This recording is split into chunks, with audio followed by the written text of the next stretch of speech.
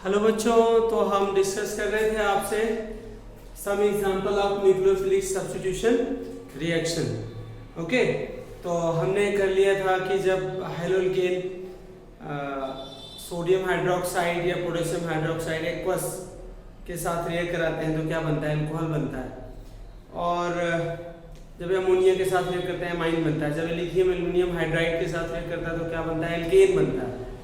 ठीक है, और कुछ और हम आपको बताएंगे कंटिन्यू कुछ एग्जांपल इसके। तो सबसे पहले हम बात करें reaction with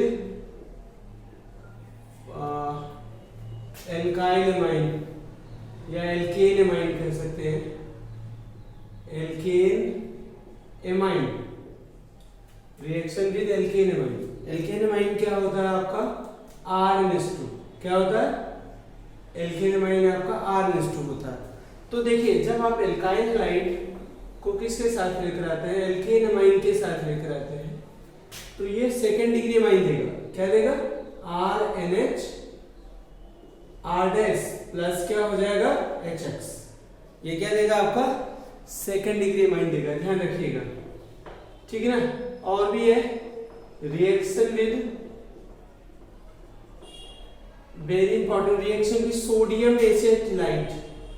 reaction with sodium acetylide. Acetylide, sodium acetylide क्या होता है, Na C triple bond CH। ये आपका सोडियम एसेटिलाइट होता है, इसके साथ रिएक्शन कराते हैं, ध्यान रखिएगा। ओके, तो एल्काइन बनता है। क्या बनता है, जैसे आपका हैलोकेन है, इसको आपने किसके साथ रिएक्ट कराया, सोडियम एसेटिलाइट के साथ, तो आपका Na जो है X के साथ रिएक्ट कर दिया, और जो न्यूक्लियोफाइल जनरेट कराइए CH triple bond C minus, तो X को क्या कर दिया, रिप्लेस कर दिया। यहाँ पे RC triple bond CH plus क्या होगा, NaX। नाउ इसके बाद बात करें हम रिएक्शन विद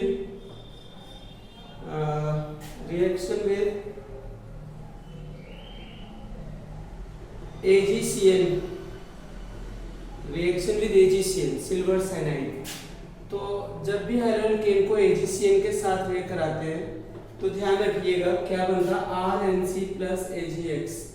ऐसा क्यों, क्योंकि AgCN आपका क्या होता है, कोवैलेंट नेचर का होता है। क्या होता है, AgCN जो होता है आपका कोवैलेंट नेचर का होता है। ठीक है, तो ध्यान रखिएगा,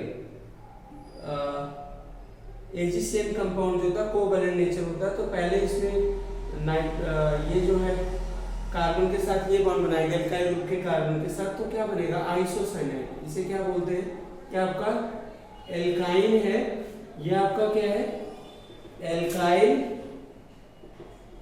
एल्काइल आइसोसाइनाइड। फिर उसके बाद RX है, इसको किसके साथ रिएक्ट कराओ आप, KCN के साथ। रिएक्शन विद KCN, किसके साथ, रिएक्शन विद KCN।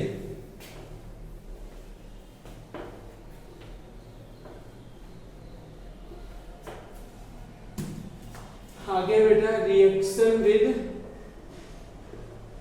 KCN, ये सब न्यूक्लियोफाइल जनरेटर का। KCN कौन सा न्यूक्लियोफाइल जनरेट करेगा बताइए, K positive plus Cn negative. Okay, तो अब इसको KCN को जब हम क्या करते हैं, एल्काइल हाइड के साथ रिएक्ट कराते हैं, किसके साथ, तो क्या देता है, एल्काइल साइनाइड देगा। क्या देगा, RCN प्लस क्या देगा, KX। इसको क्या बोलते हैं, एल्काइल साइनाइड। ये क्या है आपका, एल्काइल साइनाइड। अच्छा, यहाँ पे क्या है, KCN आयनिक इन नेचर होता है, तो क्या ये पूरा का पूरा डिसोसिएट होता है K पॉजिटिव और Cn नेगेटिव में। तो आप एक चीज और ध्यान रखिएगा, यहाँ पे जो Cn माइनस है ना, कैसा न्यूक्लियोफाइल है, एम्बीडेंटेट न्यूक्लियोफाइल है। कौन सा न्यूक्लियोफाइल है, एम्बीडेंटेट न्यूक्लियोफाइल। आप देखिए, ये Cn C से भी अटैच हो सकता है, N से भी अटैच हो सकता है। जब आपने KCN के साथ रिएक्ट कराया तो क्या दिया, साइनाइड, मतलब ये C से बॉन्ड बना रहा है एल्काइल ग्रुप के साथ। और जब आपने AgCN के साथ लेकर आया वो कोवैलेंट नेचर होता है, वहां पहले वो N के साथ बॉन्ड बनाता है। क्या बनाता है? N के साथ। तो वो क्या देगा? आइसोसाइनाइड देगा। क्या देगा? आइसोसाइनाइड। तो ये जो Cn है C के साथ भी बॉन्ड बना लेता है, N के साथ भी बॉन्ड बना लेता है। ऐसे न्यूक्लियोफाइल को क्या बोलते हैं? Ambidentate nucleophile. तो the nucleophile which has two donor atom but donate once at a time is known as ambidentate nucleophile. मतलब जो भी न्यूक्लियोफाइल में दो डोनर एटम होते हैं लेकिन डोनेट एक ही करता है एक टाइम पर, ऐसे को क्या बोलते हैं? एम्बीडेंटेड न्यूक्लियोफाइल बोलते हैं। तो रिएक्शन विद KCl हो गए, AgCl हो गए। सिमिलरली अगर हम क्या करते हैं रिएक्शन विद AgNO2, AgNO2 के साथ रिएक्शन कराएं तो क्या होगा? ये आपका RX है, AgNO2 के साथ रिएक्ट किया तो क्या बनाएगा? RNO2। इसको बोलते हैं नाइट्रो एल्केन। क्या बोलते हैं? Nitro alkene. यहाँ पे AgNO2 कौन सा न्यूक्लियोफाइल देता है आपको पता है? AgNO2 आपको NO2 माइनस नाइट्रो ग्रुप देता है, ये वाला एल्काइल ग्रुप देता है, ठीक है ना। तो एक ही एम्बीडेंटेड न्यूक्लियोफाइल होता है। जैसे Cn आपका एम्बीडेंटेड न्यूक्लियोफाइल है, it is also the एम्बीडेंटेड nucleophile. एम्बीडेंटेड nucleophile कौन से होते हैं? Those nucleophile which has two donor atom but donate once at a time, लेकिन डोनेट एक ही करता है एक टाइम पर, उसे क्या बोलते हैं आप? एम्बीडेंटेड न्यूक्लियोफाइल। ठीक है बच्चों।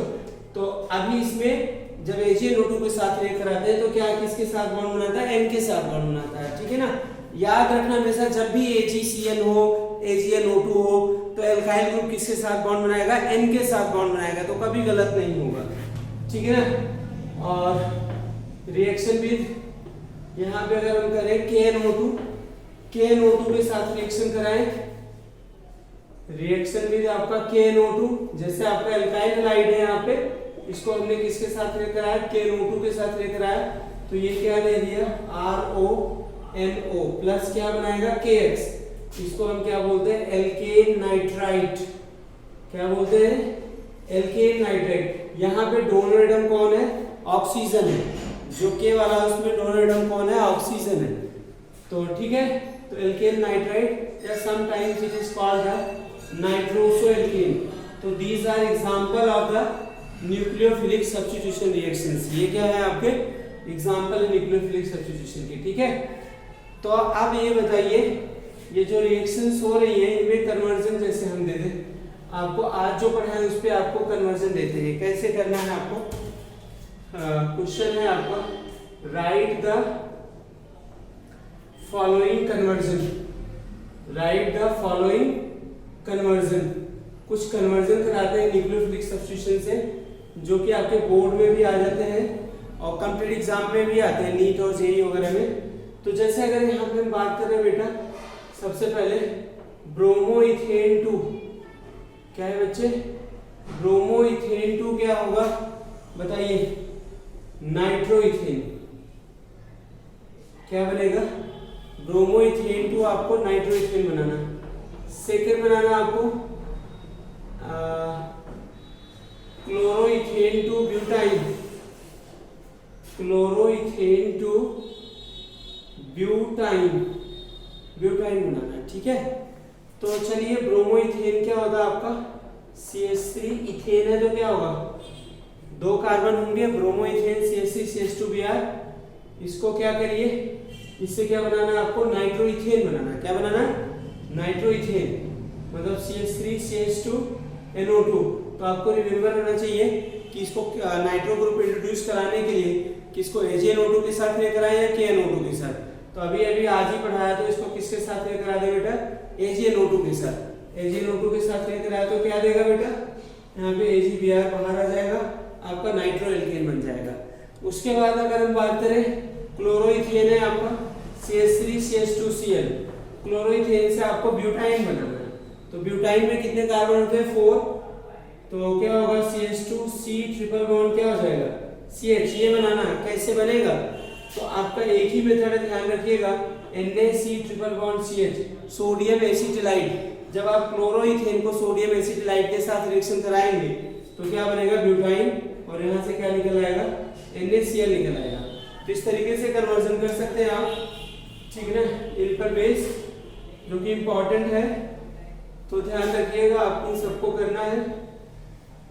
कल आपने सोडियम एल्कोक्साइड के साथ भी पढ़ा था, तो अब हम बात करते हैं, ये न्यूक्लियोफिलिक सब्स्टिट्यूशन था। क्या था आपका? Nucleophilic substitution. अब एक चीज ध्यान रखिए, मैकेनिज्म ऑफ न्यूक्लियोफिलिक सब्स्टिट्यूशन समझते हैं। Mechanism of nucleophilic very important part होता है। Mechanism of nucleophilic substitution reaction, mechanism of nucleophilic substitution reaction. दो मैकेनिज्म आप पढ़ेंगे यहाँ पे। नंबर 1 है बेटा आपका SN2 मैकेनिज्म। क्या है? SN2 mechanism. इस 2 का मतलब क्या होता है बेटा? बाई मॉलिक्यूलर, ये ऑर्डर को बताता है। बाई मॉलिक्यूलर, ओके बच्चों। N means nucleophilic, by molecular nucleophilic. S का मतलब substitution, by molecular nucleophilic substitution mechanism या रिएक्शन लिख सकते हैं, ठीक है ना? ये ध्यान रखिएगा। अब उसके बाद दूसरा है, दो मैकेनिज्म यहाँ पे हमें पढ़ना होता है। SN1 mechanism. कौन सा? SN1 mechanism. SN1 मैकेनिज्म को क्या बोलते हैं? यूनिमॉलिक्यूलर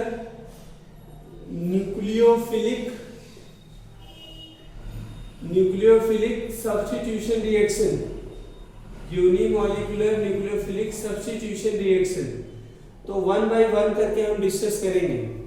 सबसे पहले हम डिस्कस करते हैं SN2 मैकेनिज्म। ध्यान से वीडियो देखेंगे, आपको बहुत आसान लगेगा। Number 1, it is the second order kinetics.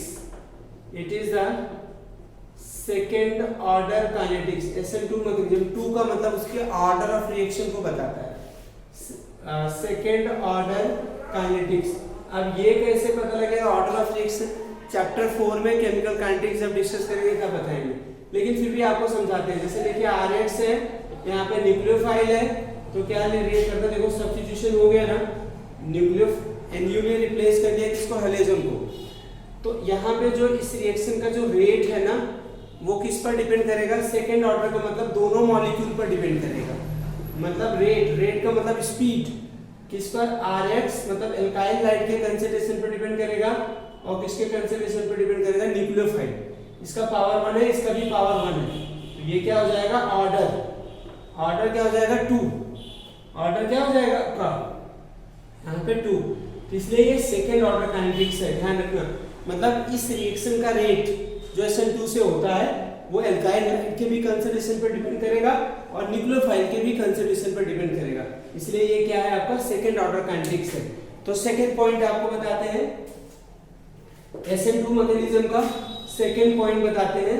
First point तो होगा it is the second order kinetics. Second point है इसका बेटा, it is one step mechanism. It is one step mechanism. ये आपका वन स्टेप मैकेनिज्म है, ध्यान रखना। मतलब ये एक ही स्टेप में होता है। तीसरा पॉइंट क्या है? इन दिस मैकेनिज्म